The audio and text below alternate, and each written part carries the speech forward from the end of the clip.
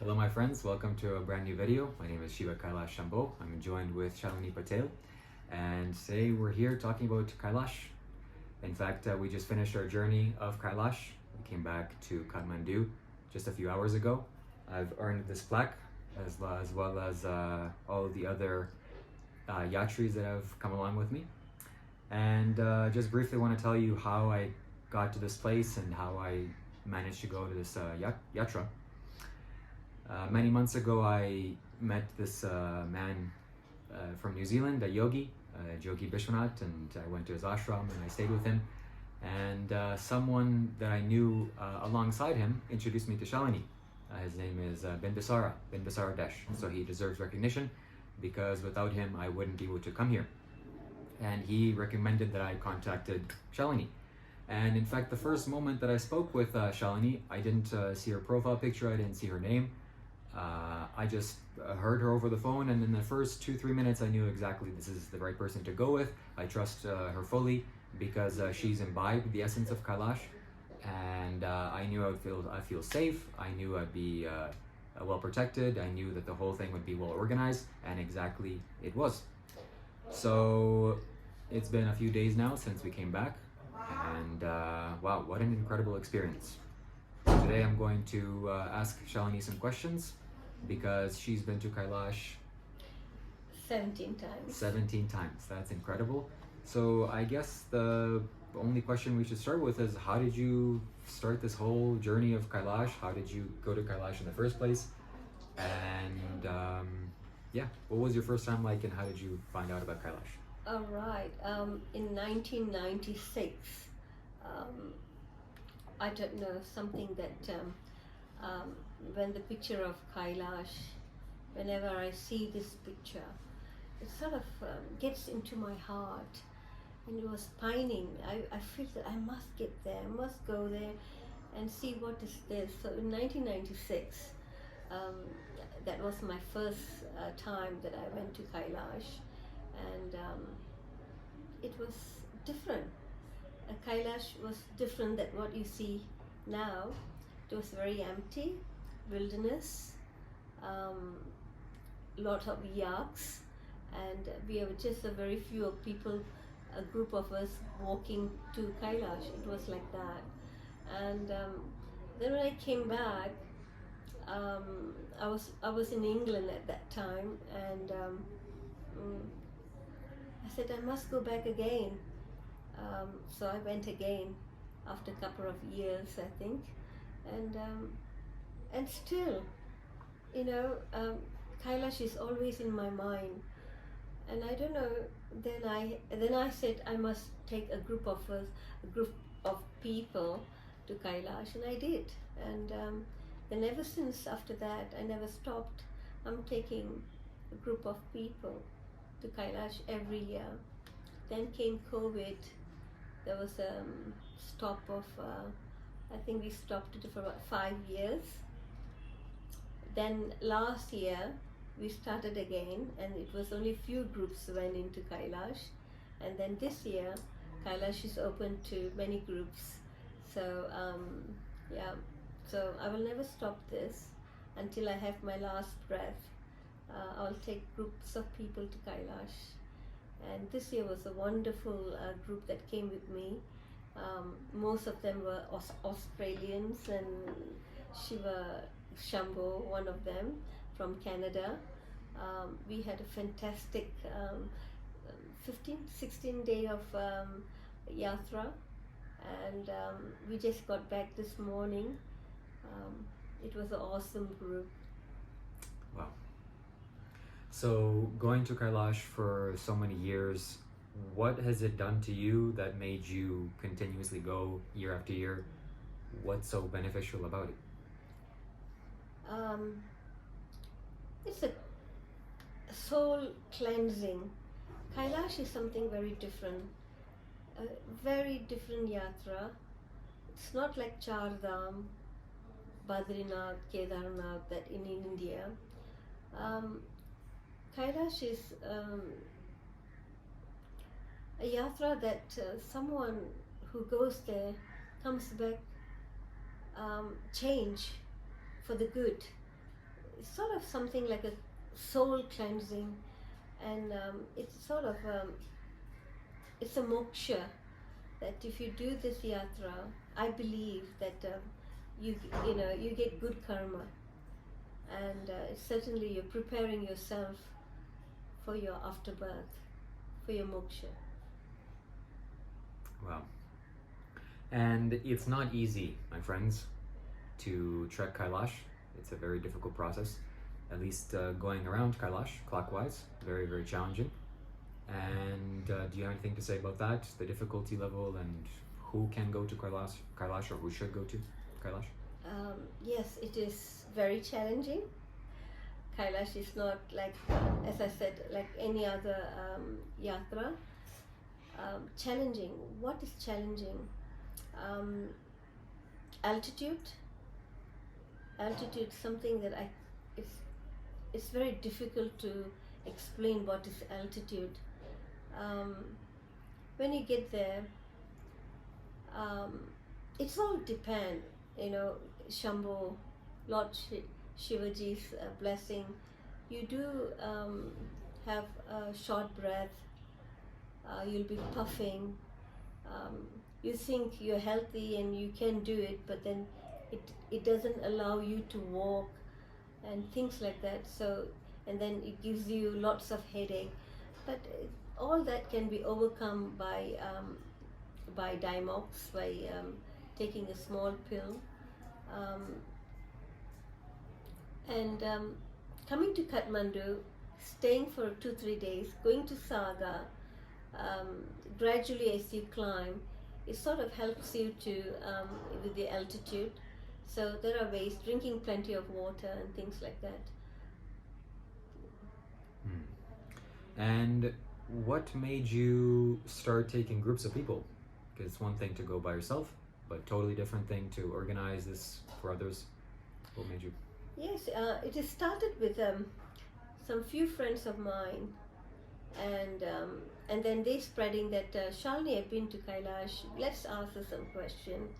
And then I have few friends coming to me crying, oh, you have to take me, you have to take me. So then I said, well, I can introduce some agents in Nepal and you can go with them. They said, no, you do it for us, you take me, I know you better. And that's how it happened. So I took a group of 15 people, yatris, and then it went to 20, 30, 40, and I've taken even right up to 200 yatris to Kailash. Wow, that's incredible. And do you have any, I'm sure you have many, but maybe one mystical experience that you've encountered or experienced in Kailash, or something that's noteworthy that you want to share with us? Oh, many miracles. I've seen light appearing in front of me. I've seen in Manasara some kind of flashes of colors.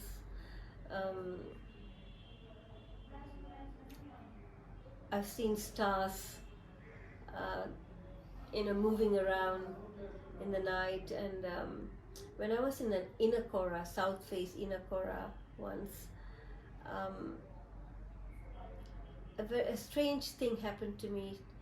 Two couples appeared, and they came to me and hugged me, and something that in Australia no one does, just come, a stranger doesn't come and hug you. So it happened to me in South Goa, and this person who hugged me had a trishul in his hand. It's beautiful trishul, and so and I don't know whether that was Shiva or Parvati. It's in real life, and so things like that. It's miracle. Then I have dogs that is guiding me, all the way. When I start the parikrama, the dog just leads me all around until the end. When I finish my parikrama, I don't know where they go. Very strange things like that. And I've seen, I was puffing for hair air. There was lack of oxygen in Dolmala Pass, and this lady come and gave me a kind of a herb. She just picked up some fresh herb. She rubbed and she put it on my nose, and that made me breathe. So these are miracles. Do you have any, based on your experience, do you have any advice to share with us or someone new listening out there, how they can join a Kailash trip, what they need to prepare, and what mindset they need to have to go on this trip? Yes, I would advise, if you're a Hindu, not necessarily Hindu, anyone, come and visit Kailash. The experience that you have is something different. It's magical. It is heavenly. You're coming to heaven, not Kailash, heaven. So I believe strongly Lord Shiva and Parvati, they are still there. It's not just any mountain, something very special. For so many years I've been going to Kailash. I have gone to many different part of Kailash. Kailash is vast. It's very big. It's not just a Kailash and the parikrama. There's so many things there that not many people know. It's something very mystical. There are something called Kuber Kund, Alakapuri, Inakora, like the north face, south face, Nandikora. There are two small lakes which is near Nandi. Not many people know. They are the key to Kailash. And there is a Ravana Linga. Ravana is a bhakta of Shiva, Lord Shiva. He has made his own Shivaling and it's there. And there are other things like many areas. I've seen I've seen a place where all the there are people burning a person who's in Tibet. When they die, there's a place they go and burn them. They put them over there. So I've seen that place. These are the places that you can visit. It's around Kailash. And for myself, someone who's been there once, at least once, do you recommend people going twice or 3 times? Do you have people that go multiple times? Is it recommended? What is your take on this? Try to go there at least once if you can. It's a must. And leave it to the Lord. The Lord will tell you to come to Him again and again. It's all up to you, but you have to visit Kailash. Mount Kailash is a very mystical place in earth. Okay, that's all the questions that I have. Do you have, for people that are listening, if they want to join you next year, something you can tell them, how they can reach out to you, how they can best contact you in order to potentially go with you? Oh yes, come with me next year, 2026. 2025. I'm an Australian. I live in Australia. My number is +61 424 3888 31. I repeat, +61 424 888 31. Shalini Patel. If you want to get hold of Shiva, Shambho, and he can surely will help you to Yes. will give you my number. Absolutely. Reach out to me. I'll forward the contact details. We have one audience member in the audience here. If they have a question. Yeah, can you elaborate on the mindset needed to go to Kailash? Should Yes. you go there with full devotion, or should you be skeptical of what is here? Let me repeat the question. The mindset, if Shalini can elaborate on the mindset someone should have to go to Kailash. Should one go with devotion, or skepticism? Like, what is going on here? Definitely, you have to be spiritual and go with you're going to heaven. Do not have any skeptical. It will go against you. You got to be positive. If you're a negative person, please do not come to Kailash. It's not a place for you to go, because then you will experience a lot of setbacks. It will not allow you to go into Kailash. You got to be positive, but to go into Kailash, you need to prepare yourself for a year, 1 year of preparation, and that needs you to do a lot of walking, exercise, pranayama, yoga, and things like that. And japa is very important. Focus yourself to Shiva and Parvati, Parvati ji, and then your journey to Kailash will be fruitful. What is the japa? Japa is chanting a rosary, holding a japa mala of Rudraksha 108 times every day. Om Namah Shivaya. That's very simple. Om Namah Shivaya 108 times to a convenient time, a convenient place. Sit down and meditate.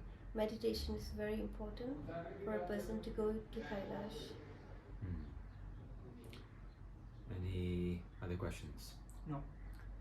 Okay, this is the closing of the video, my friends. Thank you so much for watching. Leave a like, comment down below if you have any other questions. I'll leave important notes in the description. Thank you for watching. Have a good day.